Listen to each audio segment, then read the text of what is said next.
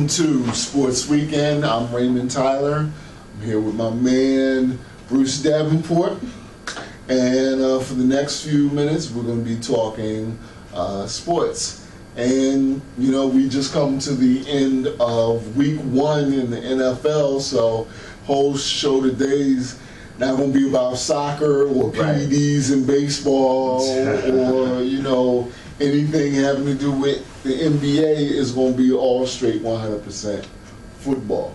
As is the rest of the nation. That's all we're talking about. That's all we're talking. Hey, but before we get started, I do have to say this. Special shout out to Serena Williams for doing her thing again. 17 Grand Slams. That's serious business. That's serious business.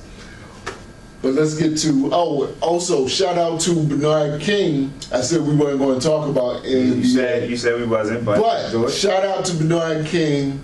Way overdue for you to be inducted into the NBA Hall of Fame. That did my heart way good to see Bernard King finally paid his proper respect. Well, hey man, anybody who performs in the Garden like he did, you know, you gotta put him in there. Crazy. All right. So right now, we're recording this on Tuesday. Everybody's chirping about the Eagles. Right. Neither one of us are Eagles fans. Not an Eagles fan at all. But not Eagles fan. I'll start the ball rolling. Even if I wasn't impressed with Chip Kelly's offense, and I'm not saying that I wasn't. Oh, okay. I was impressed by the fact that I saw Michael Vick out there blocking. Right. Yeah, you saw him not blocking, running towards the plays. He was out of the plays. Right. You see him darting across screens to throw that block, get the extra couple yards. You know, that I think that means that they definitely bought into the system. Whole team bought into the system. And it's good. And it's good to see a team come together like that from the jump. Start of the season, you got the quarterback blocking. Just got the whole city going crazy. I was skeptical until I saw Vic throw a couple of blocks, because now I'm thinking of Vic in terms of Deion Sanders. Right. As you don't know what he's going to do. Right. And I don't know how you game plan for Vic now. So do you mean you don't know what he's going to do? Like you don't know if Michael Vick's coming up with a rap song? Well, hopefully he's not going to come out with a rap song. And all due respect to Deion, hopefully he's not going to go to the same tailor. Right. Ooh, man. And some of them suits were brutal. So, what would you give Vic's performance last night? Last night? All right, now we're talking about Vic as his whole career. I mean, not his whole career, but you know, if you would have seen with the Eagles, if you would have seen his performance last night, and just base it on that, how would you grade Michael Vick? I'm gonna give him an 8.5. 8.5 out of 10. I'm gonna give him an 8.5 because the whole offense is flowed nice, you know, and there might have been a couple minor kinks, but you know, no system's perfect.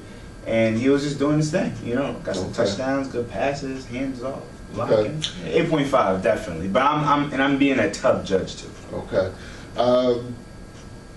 RG3 was shaking off the rust though, and he was coming. Yeah, he was going in the second half, but I think like everybody knows Chip Kelly kind of let off the gas pedal. Okay. You know, I think the whole game got a little lax. You think it's going to be a little closer next time they lace him up? Yeah, I would think so, but I don't think the Redskins are going to come out with a win, because this is why. With that type of offense that they're running, you saw that the offensive line for the Eagles, they were blocking, they were doing what they were supposed to do. Right, for a change. Now, is it because they just became phenomenal blockers overnight, or did Eagles offense cause the Redskins defensive line to get tired and fatigued?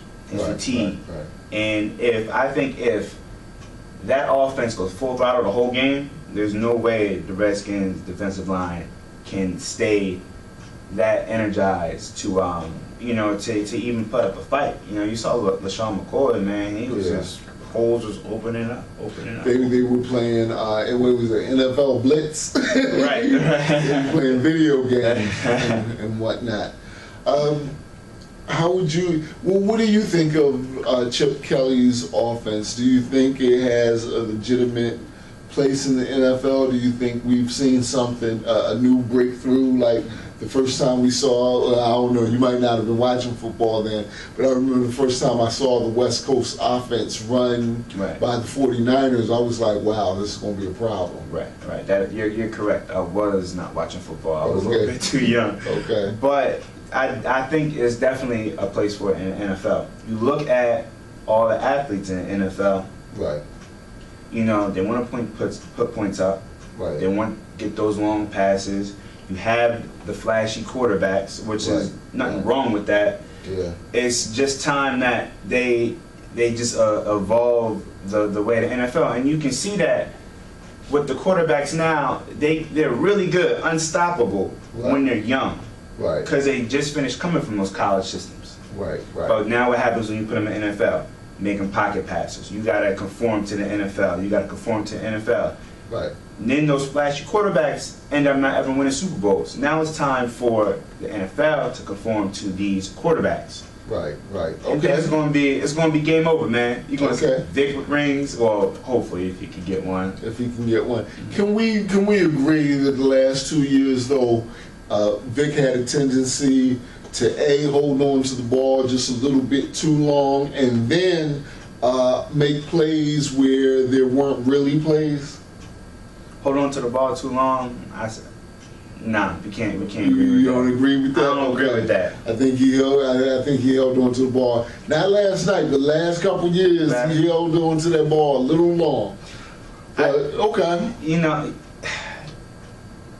I guess You didn't like him getting the ball out of his hands quicker last night?